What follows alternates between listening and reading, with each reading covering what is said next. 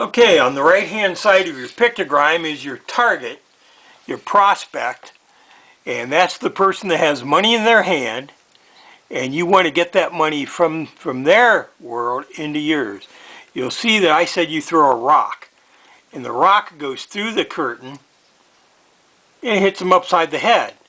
I call the rock the wow, or the preoccupational interrupter. You see, this person, your prospect or your target, is preoccupied. They live in their own world. They live in a bubble of preoccupation. They're walking down their own track. They don't know anything about you. You saw that on your side, you were the stimulus. They are the response. You are the cause. They are the effect. We talked about you. Now we're going to be talking about them. And they are totally unaware of your existence. And that's why you have to get their attention using this preoccupational interrupter. You have to throw a brick through a plate glass window. That would get anybody's attention.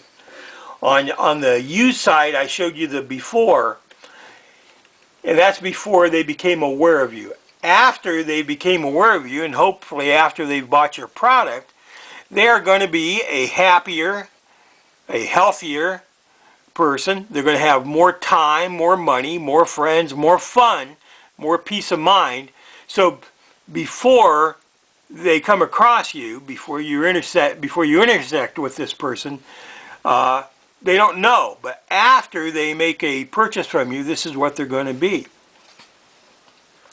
Let's take a closer look at this person. They're walking on their own track. They're going their own way. They're taking the path of least resistance. They're going to do everything they can, just like you, to avoid the pain, as much pain as possible, and to gain pleasure. See, this is their path. Well, the preoccupational interrupter gets their attention, briefly gets their attention. But you have to walk in their shoes, see.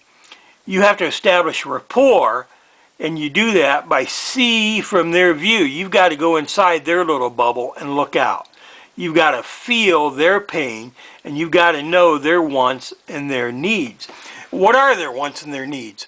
Well, you see up here I've got what I call a modified Maslow pyramid. And I'll have another video on that modified Maslow pyramid. Abraham Maslow has the 5 basic preoccupations, the wants and needs as they go up here. So that's what's on their mind, and we see what's on their mind are they're preoccupied. Everybody is preoccupied, and the general preoccupations are sex, ego, money, romance, self-preservation. Also what's on their mind is the past, their future, and right now. What's on their mind right now. So you've got some general preoccupations, and these could be thought of as things you think about on your mind for your whole life.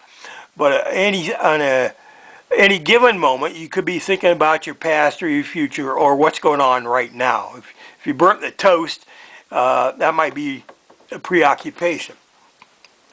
Then we see we've got gender specific, and these are quite extensive, and I'll get into those on another video. But the basic of female preoccupation is very different than a male preoccupation. You see, a lot of times what's on a male's mind is sex or camaraderie, a buddy, and on a female's preoccupation is the need to belong to something. And I'll get into that on a different video. But this is a general thing. Now, what you got to do when you're trying to sell somebody something is you got to do your market research.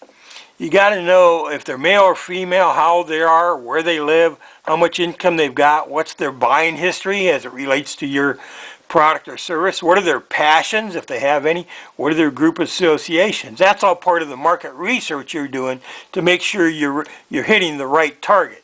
You can't be, as the old saying goes, the salesman who could sell ice to Eskimos. Well, that's not really a very good target for selling ice.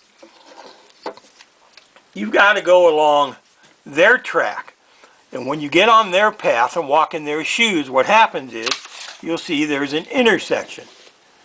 The intersection is where you meet them.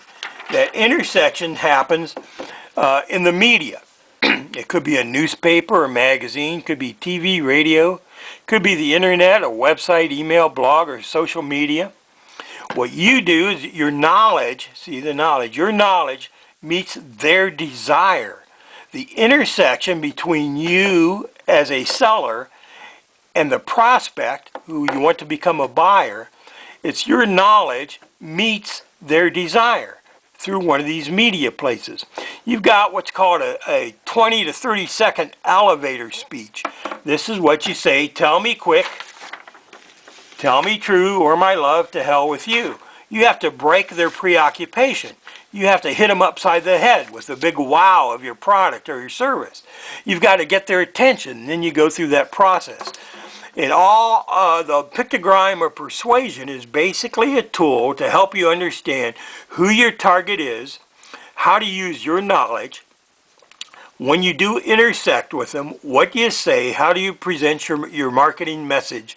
And you can see it will become a very useful tool. Once you determine who your target, your prospect is, and you find out where they hang out through your market research, then you're able to bring your knowledge. You bring your knowledge of salesmanship and human behavior in your product or service, which solves a problem they may or may not be aware of. And that's the basic pictogram of persuasion. Now I'm going to get